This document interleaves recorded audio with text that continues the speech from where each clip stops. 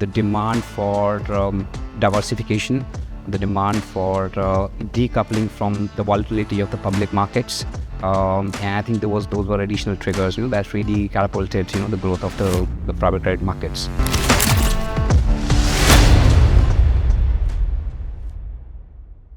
Typically, when markets redefine at this scale, there are catalysts that cause it to do so.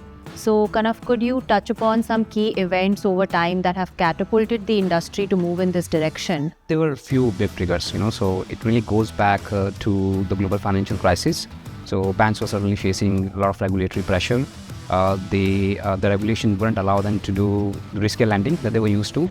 There were guardrails being put in place. They wouldn't work with the borrowers, or they couldn't lend to the borrowers that they were usually, used to lending.